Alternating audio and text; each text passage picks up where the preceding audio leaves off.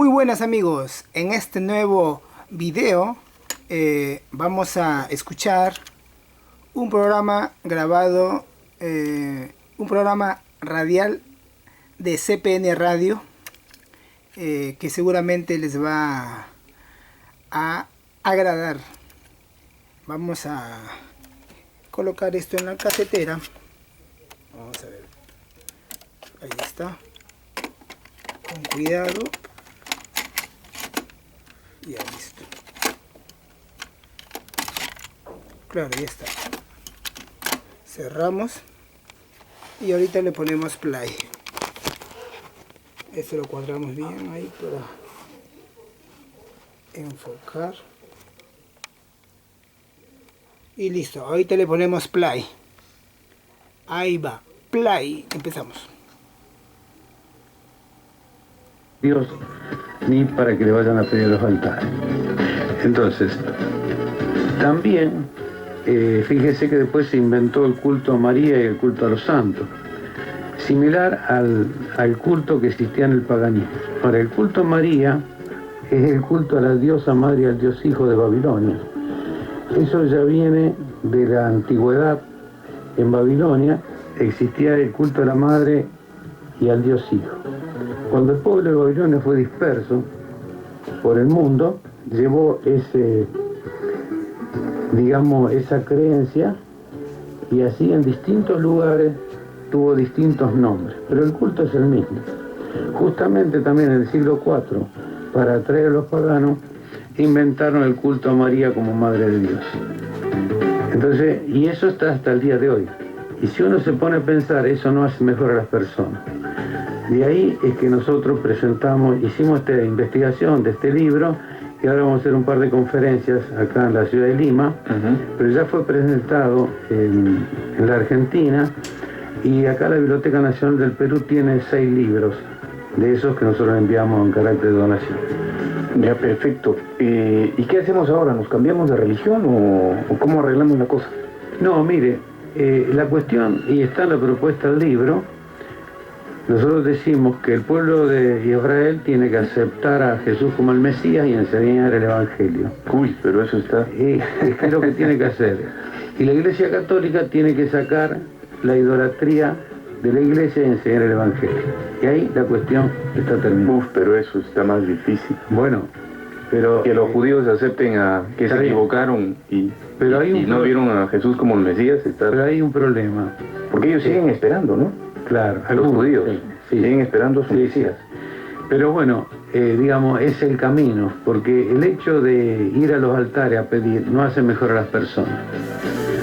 Fíjese que también se ha usado mucho el tema de los milagros, y los milagros no existen. ¿Y qué es lo que hace mejor a las personas? Llevar a la práctica el conocimiento, las enseñanzas del Evangelio. El Evangelio en sí. Tal cual. Que ahí, indica el nivel moral del hombre que puebla el planeta, los deberes para consigo mismo, el deber para con su prójimo, habla de la influencia de los espíritus sobre los hombres, habla de la pluralidad de existencia o reencarnación, en fin, una serie de enseñanzas que vino a traer Jesús y que están en el Evangelio. Entonces hay que rescatar aquello que es útil a las personas. Y entonces progresivamente iría cambiando todo también. Porque ya no se trata de ir a un altar a pedir, sino cada uno es responsable de sus propios actos y pensamientos. Ajá. Y entonces van a estar ustedes con la presentación de el libro. Y esto ya se hizo en Argentina, me dice. Esto se hizo en Argentina. ¿Y qué tal? ¿Cómo les fue? Mire, la presentación fue buena. Ahora hubo silencio, pero el libro sale, unos 4 o 6 libros por semana, en algunas librerías está a la venta. Nosotros no tenemos fines de lucro, así que nuestro, si se quiere, el objetivo es la difusión del conocimiento. Y bueno, pienso que el que está contra eso defiende la mentira. Por eso el libro lleva el título Los dogmas de la Iglesia Católica Apostólica Romana, 2000 años de equivocaciones o mentiras.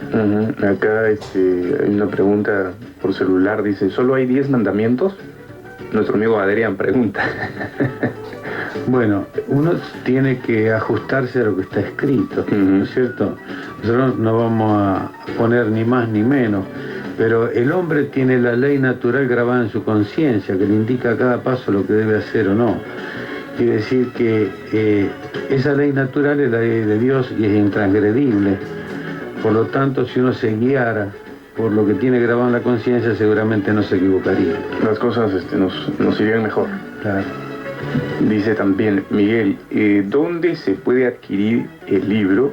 ¿Cuál es su precio? ¿Y quiénes son los autores? El autor es la Academia Filosófica de La Plata de la República Argentina. Si asisten a las conferencias, ahí le van a dar los datos, porque próximamente se va a imprimir acá en el Perú con autorización del editor, que es la Academia Filosófica de La Plata, y no hay muchos ejemplares en este momento. Por eso lo lamento. Les digo que hay 6 ejemplares en la Biblioteca Nacional del Perú que fueron enviados como donación hace un tiempo. Pensamos que vamos a enviar otros cuantos, pero digamos, nos ha sido imposible hasta este momento. Y yendo al libro en sí, ¿cuál es la estructura? ¿Cómo así está? ¿Cómo nos va guiando el libro? La Iglesia ha ido estableciendo a través de los concilios determinados dogmas necesarios para la salvación del hombre. Pero evidentemente que hay dogmas que fueron también establecidos fuera de los concilios. Entonces es un trabajo de investigación de los dogmas establecidos en los concilios o fuera de ellos, para creencia de los creyentes, ¿no? Entonces, hasta el Concilio Vaticano I, que se hizo en 1870, hasta ahí el que no creía tal cosa era anatema, o sea, estaba excomulgado. El Segundo Concilio Vaticano, en ese ya no aparece el anatema que queda fuera de la Iglesia. Pero también la Iglesia perdió el poder político que tenía traído del miedo que tenía, utilizaba la Inquisición para eliminar a los oponentes, o sea que de allá por 1180 aproximadamente hasta 1835 que terminó la Inquisición, era la persecución, la tortura, la espada o la hoguera, ¿no? Entonces, ¿quién podía conocer el Evangelio? Y justamente dijo Jesús que hay que poner la luz sobre la mesa para que la vean todos y no esconder la luz debajo del celemín. Entonces, ¿cómo la gente en ese tiempo podía poner en práctica algo que desconocía y que la Iglesia le negaba y que incluso estaba dentro del índice de libros prohibidos? Acá dice, yo pienso lo mismo, y se pregunta, ¿y los protestantes, o sea, los evangélicos, ellos están bien? Dice. Bueno, los protestantes justamente, digamos, toda la reforma apareció a través de Lutero y otros, sobre la libre interpretación de la Biblia, y eso nos parece bien, pero ellos también se quedaron con el Jesús Dios, y ahí está equivocada de entrada. Eso no es Dios, lo copiaron similar a los dioses del mundo antiguo. Entonces, ¿Jesús qué cosa es? Es el Mesías, es un enviado que vino a traer un mensaje. Sus enseñanzas debían haber sido incorporadas a las enseñanzas que ya tenía el pueblo de Israel, que era, digamos, la ley de Moisés, que son los 10 mandamientos, y, digamos, las revelaciones hechas por los profetas. O sea, es un progreso en la revelación.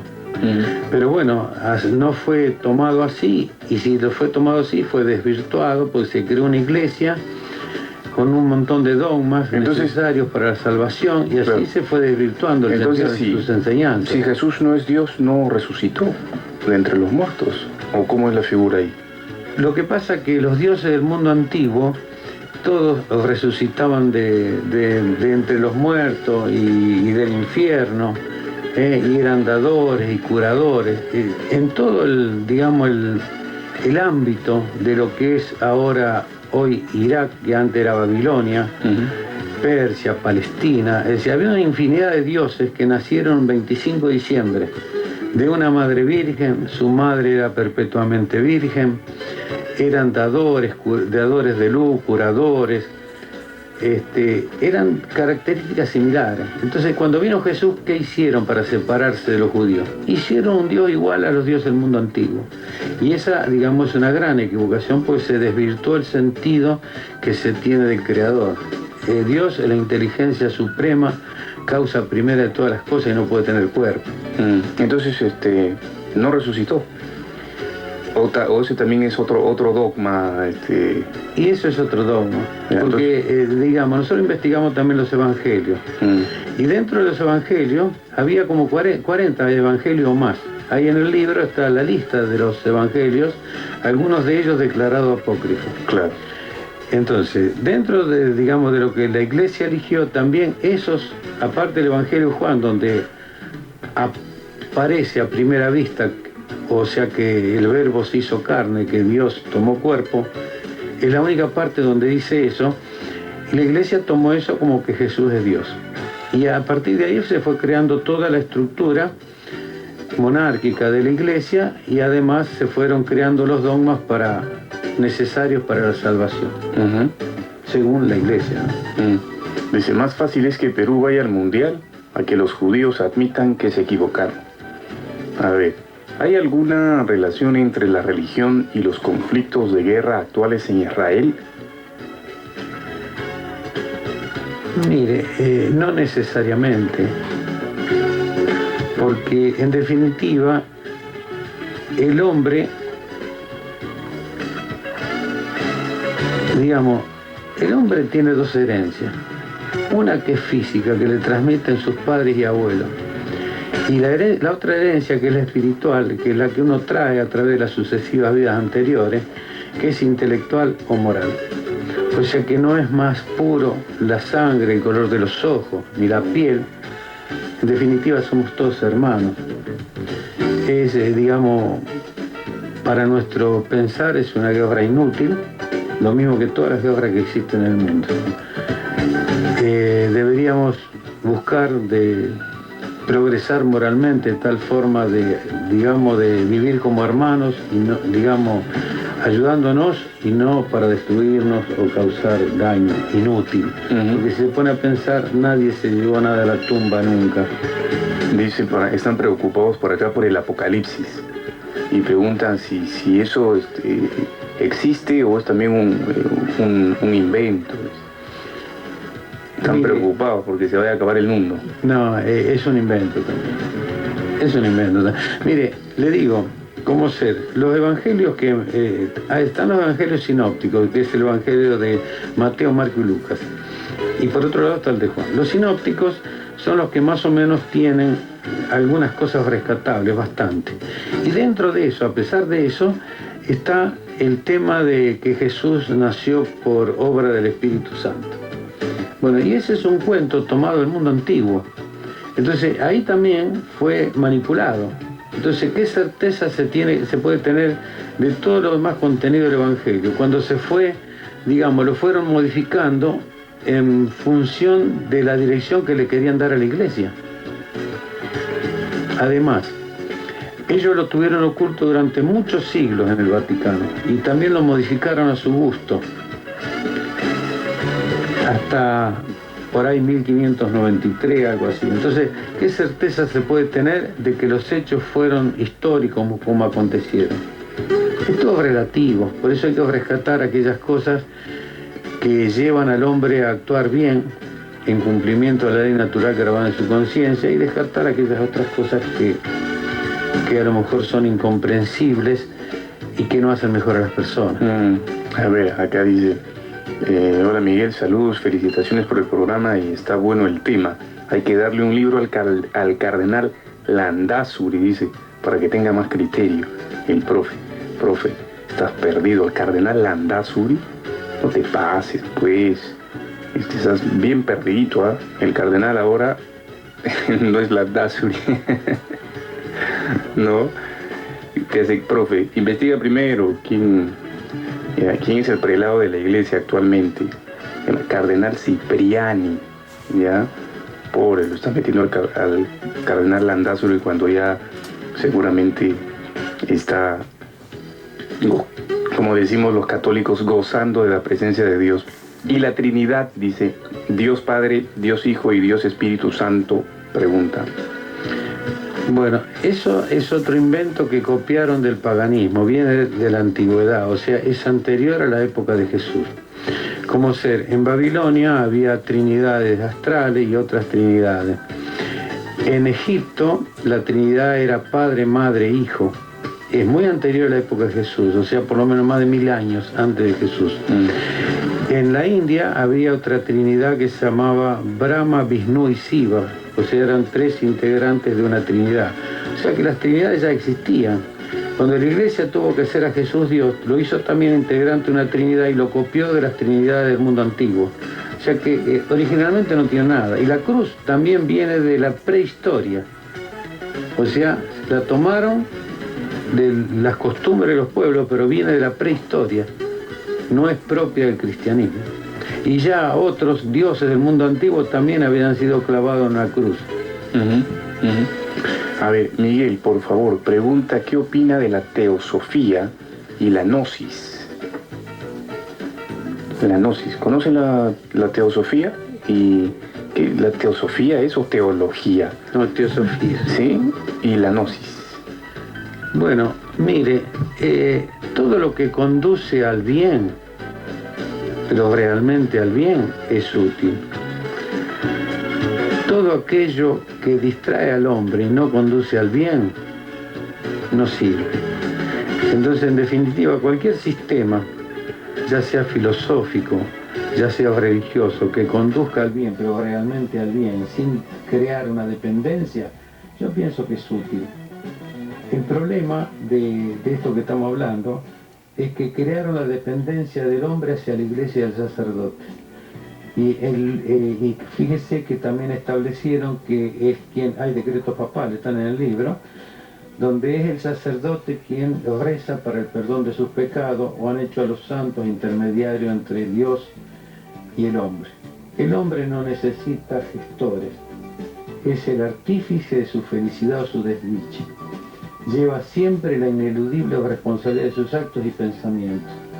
Quiere decir que no necesita nada, lo único que necesita es que le enseñen qué es lo que tiene que hacer, qué es lo que hace 2000 años tenía que haber empezado a hacer.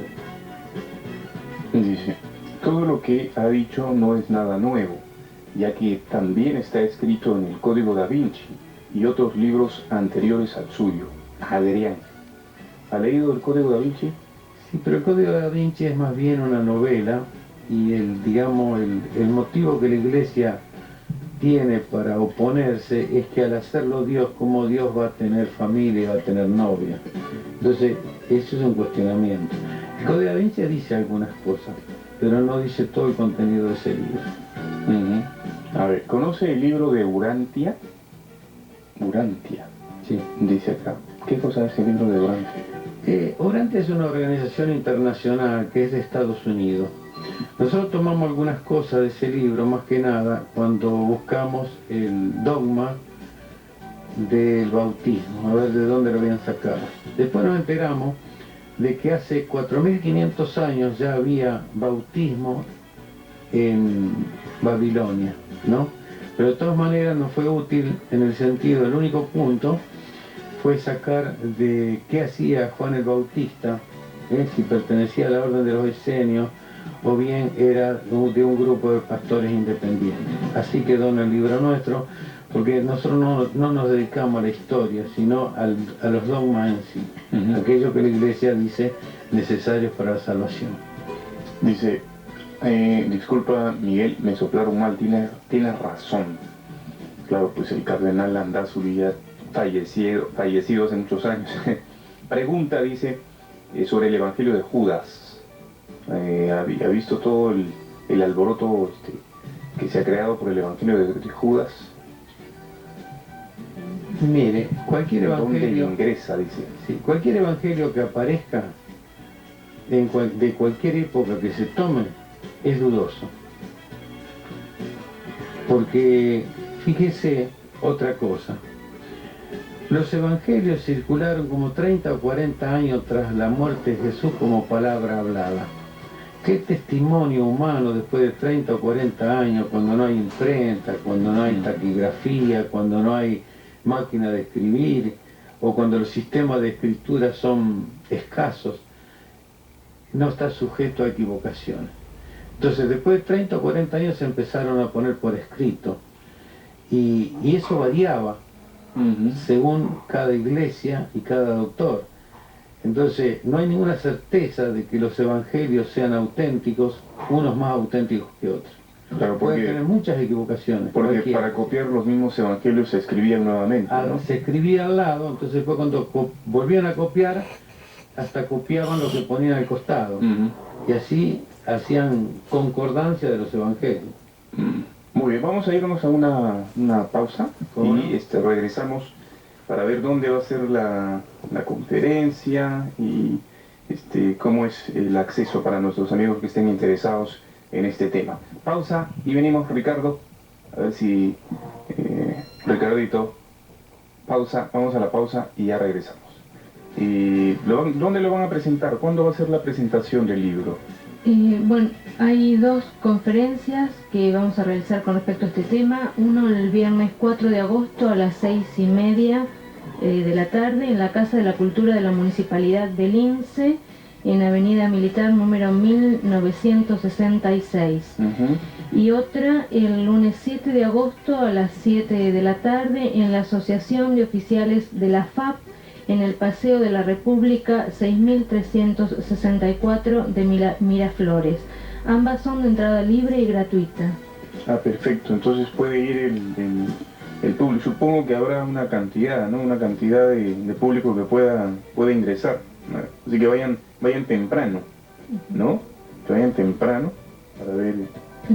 Y aparte de eso creo que tienen unas conferencias también. Una presentación de otro de los libros, Intervención de los espíritus en el mundo corporal, que se va a realizar el jueves 3 de agosto a las 6:30 de la tarde en la Biblioteca Nacional del Perú, Avenida Bancay, cuadra 4, y también con entrada libre y gratuita. Ah, perfecto, perfecto. A ver, vamos a ver. ¿Qué opinión tiene, dice el invitado, sobre los mormones? Nosotros no creemos en ángeles ni en santos. Vale. O sea, parece que nuestro amigo es mormón, ¿no? Parece que nuestro amigo, sí, de Arequipa es mormón y dice qué opinión tiene de ellos, porque no creen ni en ángeles ni en santos. No creen en los querubines. Bueno, si nosotros hablamos de la filosofía, el hombre es una dualidad de alma más cuerpo físico, y a través de las sucesivas existencias, pluralidad de existencias, reencarnación, el hombre va progresando hasta alcanzar su grado de perfección, que es lo máximo que se puede acercar a la naturaleza divina. Los santos, como lo decía el señor Carlos, en realidad es un invento, como que el hombre necesitara gestores, ¿sí?, para comunicarse con el Creador, cuando en realidad lo puede hacer si uno cierra la puerta del aposento, como dice el Antiguo Testamento. En definitiva, uno puede comunicarse con el Creador, ¿no? Es un pensamiento íntimo. Y bueno, el punto es, todos por distintos caminos creo que nos queremos acercar a la naturaleza divina. ¿Cuál es la mejor doctrina? Aquella que hace más hombres de bien. Cada uno a la medida que le sirva, y le sirva no solamente para decir, bueno, tengo algo en que apoyarme, sino tener una mejor calidad de vida, no tener problemas psicosomáticos, tener mejor relación con los demás. Entonces es válido, porque de todas maneras lo que uno a veces no quiera entender por el razonamiento lo va a aprender por sufrimiento. Es decir, uno empieza a modificar cuando el zapato aprieta, es decir, ahí busca la salida a su problema, ¿no? Entonces, estos hombres y mujeres que, bueno, han tenido una espiritualidad bastante desarrollada y que la iglesia los ha hecho santos, por ejemplo, ¿no? ¿Cómo los vemos? Como simplemente como personas que han logrado desarrollar su espiritualidad a tal grado, ¿no? Mire, santo significa puro, perfecto, libre de toda culpa. Y según palabra de Jesús que está en el Evangelio, cuando le dice maestro bueno, él le dice, hay uno solo bueno, el Padre Celestial.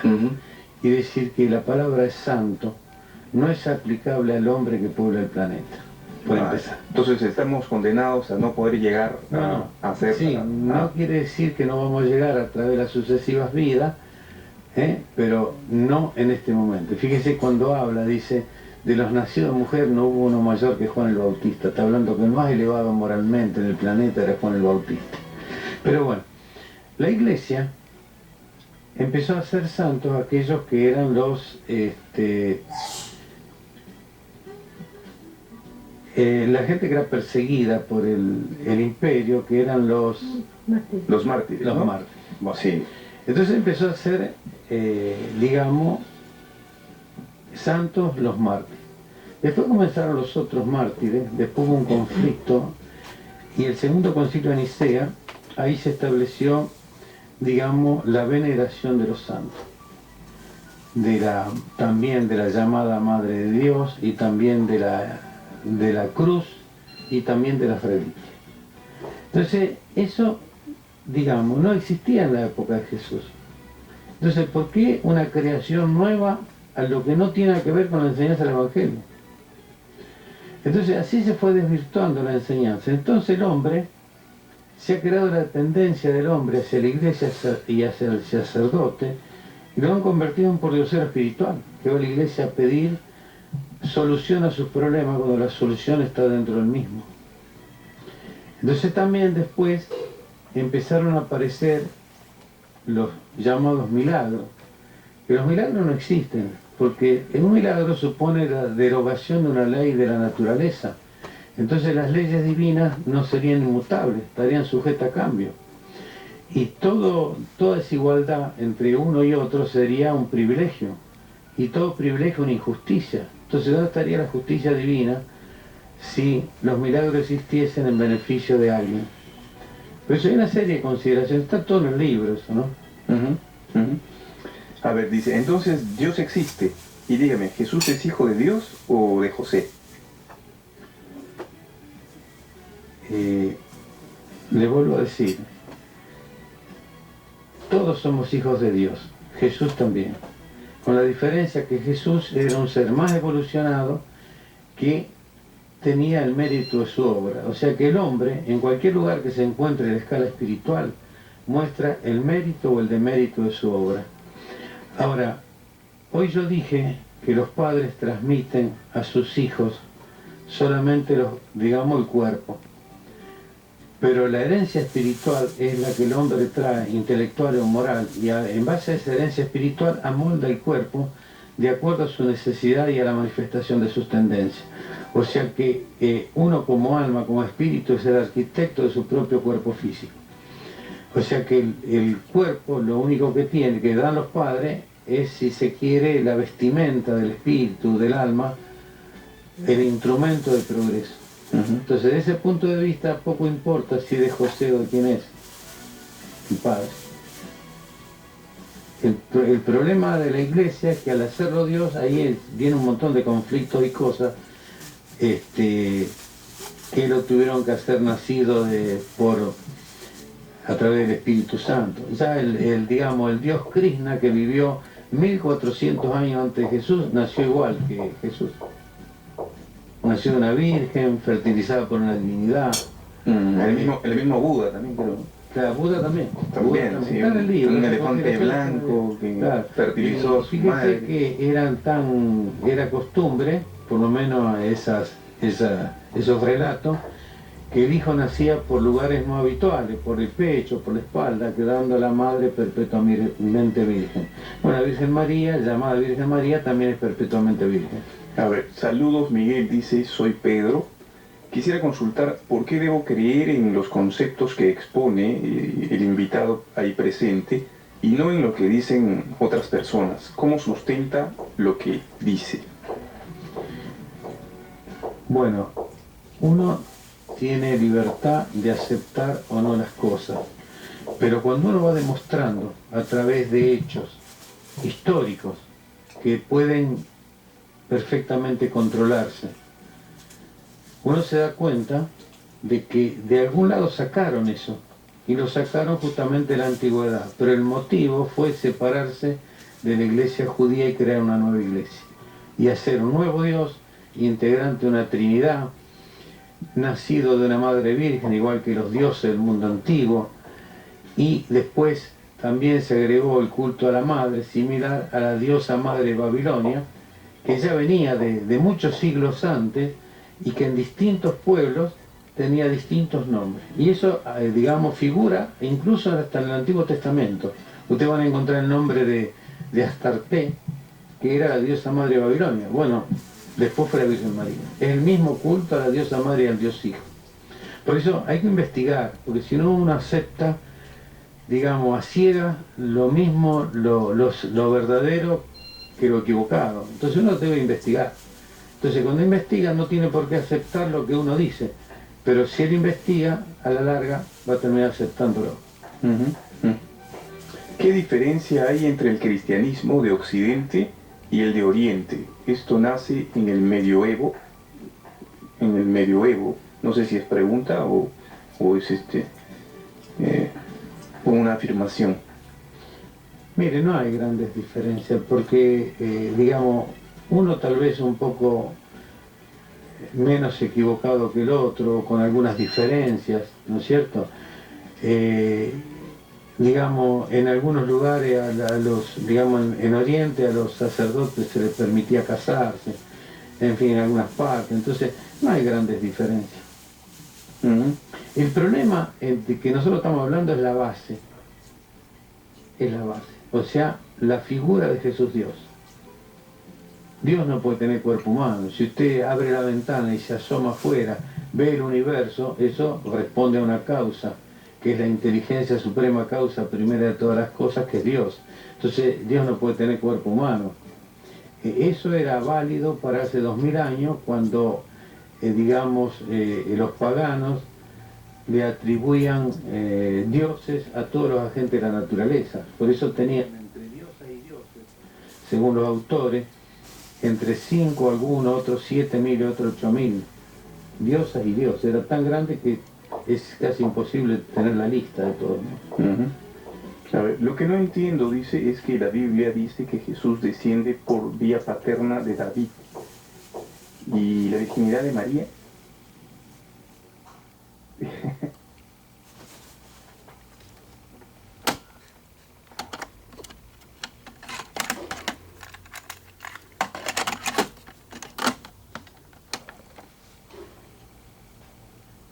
Pero está estudiado. Claro, pero los dogmas de la Iglesia Católica dicen que no hay reencarnación. Pero ¿sabe por qué dice? Porque si no, esos que hicieron santos tienen que volver a vivir. Entonces se le terminan los santos. ¿Comprende? Ese es el gran problema de la Iglesia. Y eso, el tema de la reencarnación la condenaron por decreto un emperador Justiniano en el año 543. Después fue confirmado en el año 553 en el segundo concilio de Constantinopla. Pues así se hicieron las cosas. O sea, que también los emperadores tuvieron intromisión en las cuestiones religiosas, así como la Iglesia tuvo intromisión en las cuestiones de los emperadores. Una mano lavó la otra. Siempre. Y estas cosas, y por ejemplo, estos dogmas, ¿hay en otras religiones también? No le podría decir. ¿Por qué no hacen un estudio de los musulmanes, una cosa así? No, sí, o sea, y van de religión en religión. Claro, pero le digo, digamos, hay un problema. Nosotros como ser enseñamos a dar solución a los problemas psicosomáticos a través del conocimiento y dominio de sí mismo. Y esa era una propuesta del filósofo griego Sócrates, que vivió 400 años antes de Jesús. Por eso, lo que nosotros enseñamos no puede ser distinto a la enseñanza de Jesús, porque entonces habría algo que digamos, no se ajusta al bien o algo parecido. Bueno, nosotros sabemos que a través del conocimiento, dominio de sí mismo, las personas pueden superar casi todos sus problemas psicosomáticos si quieren, por sí mismas. Entonces, es llevando a la práctica aquel conocimiento que tiende a ser bien. Bueno, ese conocimiento que nosotros enseñamos no puede ser distinto a la enseñanza de Jesús. Y eso coincide. Entonces, si se hubiera llevado al Evangelio la práctica, bueno, muchas muchos problemas se hubieran solucionado y el mundo tal vez no estaría como está. Entonces, ¿puede haber otra persona u otras personas como Jesús? Probablemente en el planeta no, porque él era uno de las muchas moradas la casa de mi padre tiene. Probablemente en un mundo más evolucionado, que tomó cuerpo acá, trajo su mensaje, lo mataron y volvió a su morada. Por eso él decía, muchas moradas la casa de mi padre tiene. Eso está indicando diversos grados de adelantamiento moral, ¿no? Que nada tienen que ver con el cuerpo físico. A ver, dice acá nuestro amigo Ibal o Babical, ¿qué son? Escuché una vez, dice, sobre eso. ¿Saben qué son? ¿Cómo se formaron? Creo que eran dioses, ¿no? Baal, Claro. ¿no? Sí, sí, eran dioses, los dioses paganos. Eran dioses paganos. Había dioses de todo tipo. Fíjese que para ser grato a Dios, había un dios Baal que era un horno de bronce. Entonces, para ser grato a Dios, ponían dentro de ese horno, que era ese dios de bronce, y lo quemaban para ser grato a Dios. Ese, digamos, era alguna de las creencias del paganismo. A ver, acá tengo. ¿Cree que las potencias esconden verdades de seres extraterrestres? Y caramba, de aquí estamos entrando a todos los temas. Y es muy probable, porque debe haber mundos más evolucionados que el nuestro, y eso lo muestran, digamos, los platillos voladores que han aparecido. Entonces, eso indica que esa gente tiene un grado, por lo menos intelectualmente, superior al nuestro. Y si lo tiene intelectualmente, debe ser moralmente también. Pero bueno, yo pienso que algo debe haber. Además, tenemos muestras que han aparecido de ese tipo de nave en todos los lugares del mundo, que ya hace muchos años, yo creo que allá por el año 50 empezaron a aparecer, y hay mucha información que no se da. Pero bueno, uno tiene que ver que si esa es una posibilidad, que hay mundos más evolucionados que el nuestro, la única forma de llegar a esos mundos más evolucionados necesariamente tiene que ser transformarse moralmente para ir progresando y algún día, por una cuestión de justicia natural, llegar a esos lugares. Muy bien, yo quiero agradecerle su presencia aquí en el programa y volver a reiterar, ¿no? Esto solo como comentario, don Carlos, si usted hubiera publicado este libro en la época de la Inquisición, Estaría quemado. en la hoguera. Y con leña verde. Claro. Porque algunos lo quemaban con leña verde para que sufran más, ¿no? Sí. Ahora, fíjese eso que usted dice, eso también es contrario a las enseñanzas de Jesús. Sí, claro, claro. Porque, ¿dónde está el perdonar 70 veces 7? Sí, sí. Fíjese que hubo un papa, Inocencio IV, en 1252, estableció la tortura. ¿Eso se ajusta a la enseñanza de Jesús? No. Quemar a una persona en la hoguera, ¿se ajusta a la enseñanza de Jesús? No. Hacer todo el bien que le sea posible, no hacer algo malo que no esperemos para nosotros. Entonces es vergonzoso lo que la iglesia hizo. Y fíjese que toda esta idolatría... las mismas cruzadas también, ¿no? Fíjese, esta idolatría que están, digamos, los santos y demás, es contrario a la enseñanza de Jesús. Cuando él vino, dice, yo vine a confirmar la ley y los profetas. ¿Y qué decía la ley y los profetas? No hagáis ídolos ni imágenes. Bueno, la iglesia hizo todo lo contrario. Entonces, todo esto no se ajusta a la enseñanza de Jesús. Por eso en el libro está bien estudiado el tema de lo que dijo Jesús, de lo que había que haber hecho y lo que hizo la iglesia en contrario, lamentablemente, ¿no? ¿Hasta cuándo se quedan acá en el país? Y nosotros vamos a estar más o menos hasta el día 10. Hasta rapidito. Sí, porque hubiera sido interesante traer a, por ejemplo, a un sacerdote, ¿no? Para entrar en una polémica mucho más rica. Ya nos queda poco tiempo. Sí. Vinimos una semana que estuvo la fiesta de la independencia, Sí, claro. y la asunción del nuevo presidente, y entonces en esa semana no hubo muchas cosas, pero nosotros vinimos a colaborar acá con la Academia Filosófica del Perú. Se quedan hasta el 10 nomás. Hasta el 10. Ojalá una próxima vez que vengan, cosa que invitamos pues a ambas partes, ¿no? Bueno, ¿cómo no? Para que pueda haber un debate mucho más enriquecedor. ¿Cómo no? Y recordemos por favor nuevamente dónde va a ser la presentación, sus conferencias. Sí, para el jueves 3 de agosto a las 6:30 de la tarde, la presentación del libro Intervención de los Espíritus en el Mundo Corporal en la Biblioteca Nacional del Perú, Avenida Bancay, cuadra 4. Este jueves, ¿no? Este jueves. Ya. Después el viernes 4 de agosto, pero a las 6:30 de la tarde, también en la Casa de la Cultura de la Municipalidad de Lince, Avenida Militar, número 1966. También esta es la presentación, es una conferencia de los dogmas del tema que hablamos hoy. Y el lunes 7 de agosto a las 7 de la tarde en la Asociación de Oficiales de la FAP, Paseo de la República, 6364 de Miraflores, también el mismo tema de los dogmas. Todos son con entrada libre y gratuita. Perfecto. Analía, muchísimas gracias por Muchísimas gracias a usted por darnos la oportunidad de difundir este conocimiento. Don Carlos, gracias. Gracias. Y bueno, que sigan disfrutando su estadía aquí en nuestro país. Gracias. Bueno, Ricardo, nos vamos a una pausita y ya regresamos con más aquí en Al Amanecer en CPN.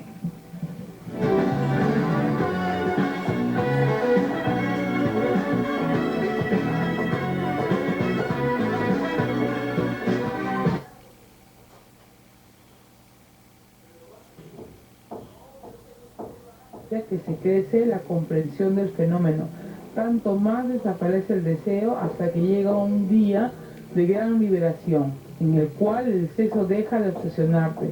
Entonces uno está tranquilo, callado, completamente uno mismo, ha desaparecido la necesidad del otro. Si quiere, uno igual puede hacer el amor, pero no es necesario, entonces será una especie de acto compartido. Entonces yo veo que acá lo que nos quieren decir es que en todo momento de la vida nosotros meditamos, hasta en ese momento tan sublime, ¿verdad?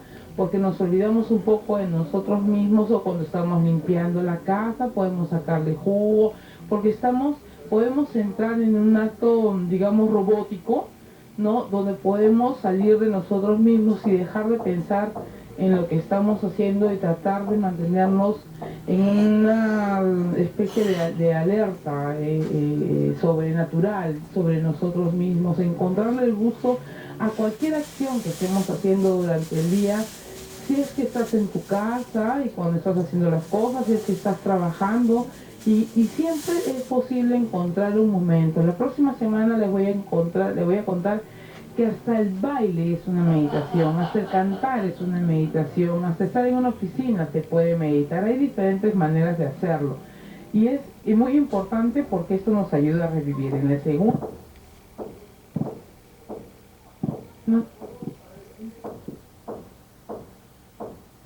Vamos a ver qué cosa es lo que nos trae este libro. Entonces, el mecanismo de la mente.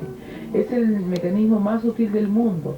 Es un cráneo tan pequeño, tienes una biocomputadora tan compleja que no existe aún ninguna computadora creada por el hombre que sea capaz de competir con la mente.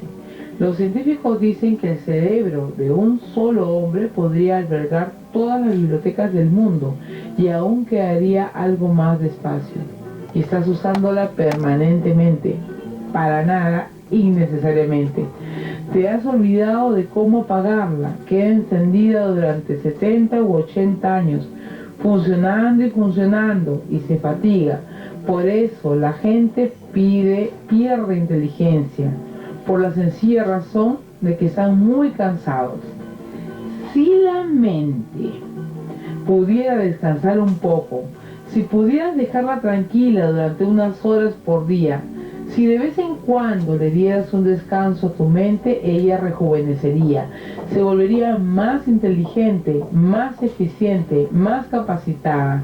Entonces, no digo que no utilices tu mente, sino que seas usado por ella. Justamente en este momento la mente es el amo y tú el esclavo. La meditación te hace amo y transforma a la mente en esclava. Y recuerda, la mente como amo es peligrosa porque después de todo no deja de ser una máquina, pero la mente como esclava es extremadamente útil e importante. Una máquina debe funcionar como tal, no como amo. Nuestras prioridades están todas del revés. Es tu conciencia la que debería ocupar el lugar del amo. Entonces, cada vez que quieras usarla, tanto en Oriente como Occidente, por supuesto que la necesitarás en el mundo mercantil, úsala. Pero cuando no la necesites, cuando estés descansando en tu casa, junto a la pileta de natación o en el jardín, no hay necesidad. Déjala de lado y olvídala, simplemente existe.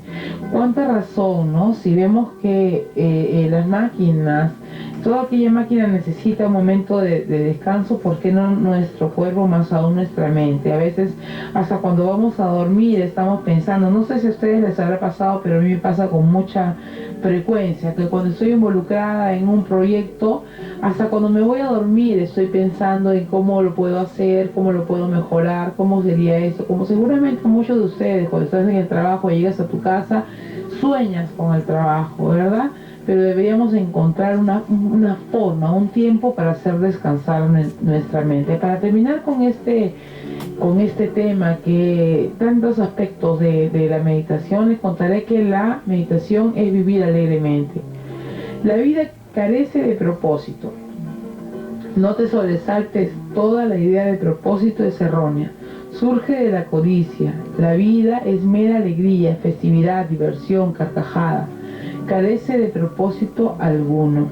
La vida es su propio fin, carece de otro objetivo. En el momento en que entiendes esto, comprendes de qué se trata todo el tema de la meditación. Consiste en vivir tu vida de manera alegre, festiva, totalmente, y sin una meta final, sin un propósito a la vista, sin finalidad alguna, simplemente como un niño pequeño que juega en la orilla, juntando caracoles del mar y piedras de colores. ¿Con qué finalidad? No hay propósito alguno. ¿Ah? A veces nos hacemos planes para la vida, decimos, bueno, a tal edad voy a hacer tal cosa, a tal edad voy a hacer otra, dentro de tantos días voy a hacer tal cosa u otra, y no descansamos. No vemos el sentido común, no vivimos o no disfrutamos lo cotidiano. Tal vez por eso cada noche les digo, la vida es para disfrutarla, ¿verdad? Porque realmente es para eso. No es posible estar con tantas tristezas, con tantas preocupaciones, y no hay cuerpo que lo resista tampoco, ¿no? Entonces vamos a volvernos un poco más positivos, activos en todo lo que hagamos. No tenemos tiempo para escuchar malas noticias, no tenemos tiempo para cargar lastres, solamente tenemos tiempo para salir adelante. Misterio de medianoche.